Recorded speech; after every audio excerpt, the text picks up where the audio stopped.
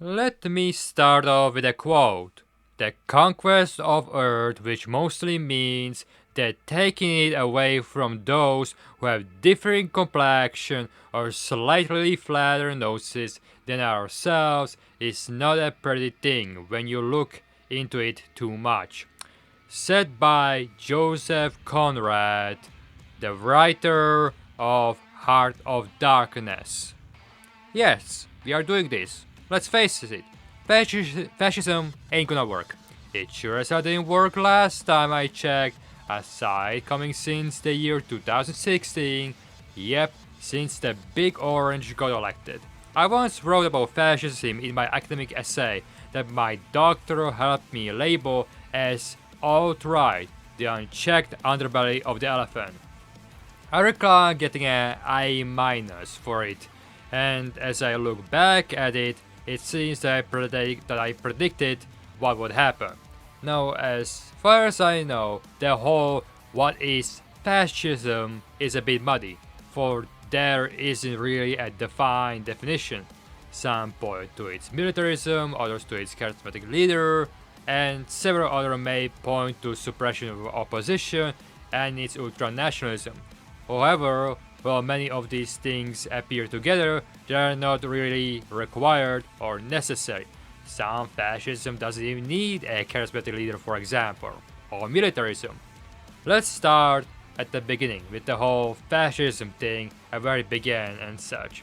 Italy, the shoe of Europe basically, where Benito Mussolini brings fascism with his black shirts.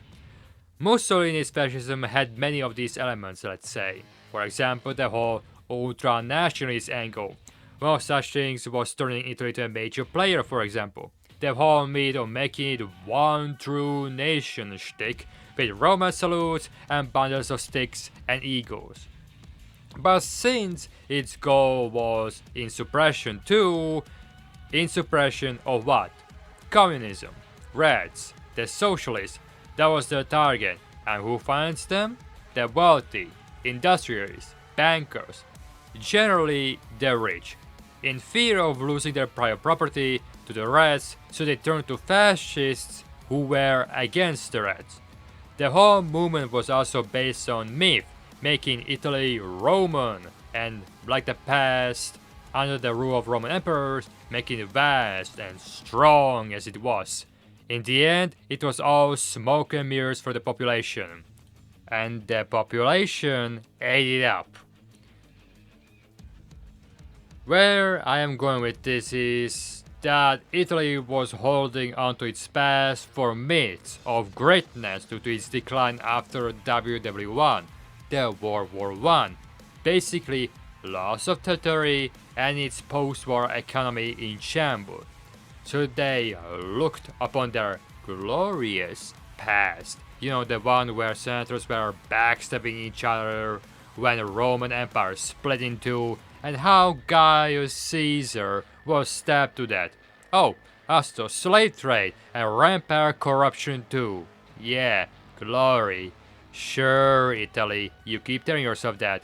Basically, instead of looking internally real close at the problem, they jump at their glory phase and romance the shit out of it, such as the Roman salute, which wasn't a thing by the way. In reality, it was an inaccuracy created by artists of the works the fascists were inspired by. Now, doesn't sound that almost kind of loserish? Like a nation looking back at its just awful past and asking, man, what happened? We were so great. And then looking at its failing economy and blaming the rest for it, despite it was due to them losing the war and so on. It does anything but looking at its problem and addressing it clearly. I feel the same thing could apply to Nazi Germany in some way. Declining economy, and instead of addressing it, they blame it on someone and romanticize the shit out of it. Instead of fixing the problem normally like they should and not fixing it through war. Now the reason why I'm bringing this up is simple.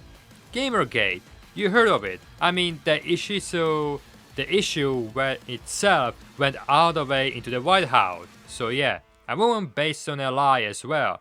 Basically, bunch of guys in front of the computers who were radicalized by a bunch of things that didn't matter in the long run. It was a lie.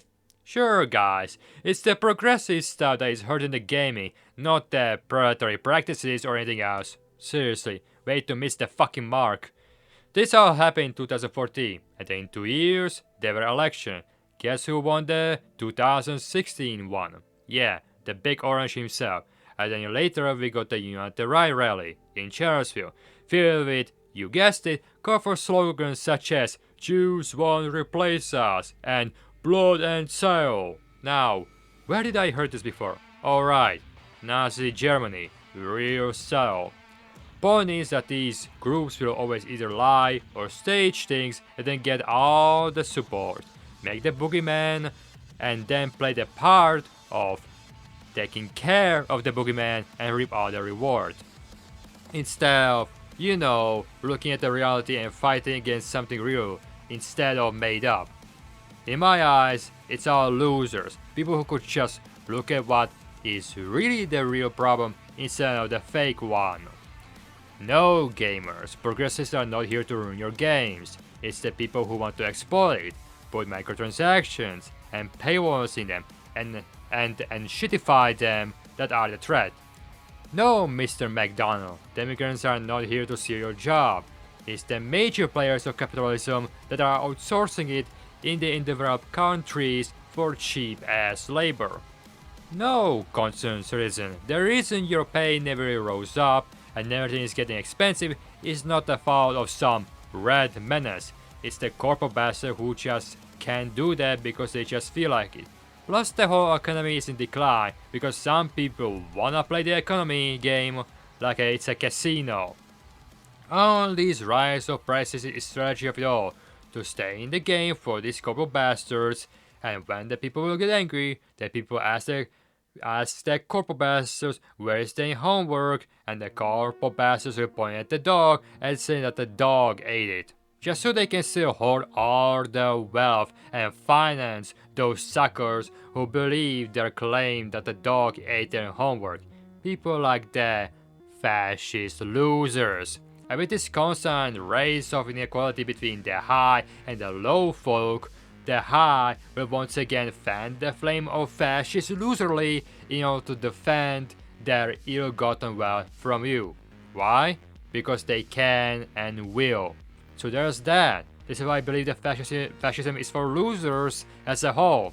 It's a sham, a trick to divide the people and rob them. I don't recall fascists winning World War II, am I? Or even not starting it.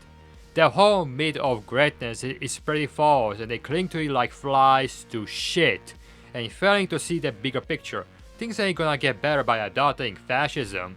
To summarize, fascism ain't the answer. Don't be a sucker. Now, I recommend watching the alt-right Playbook and Why You're So Angry by Innuendo Studios. They are highly informative and one of the things that opened my eyes. Another one I would recommend is WTF Actually Is Fascism by How History Works. Highly educational and simple. Now, let me end with these lyrics by folk singer named Woody Guthrie. I'm gonna tell you fascists, you may be surprised that people in this world are getting organized. You're bound to lose, you fascists bound to lose.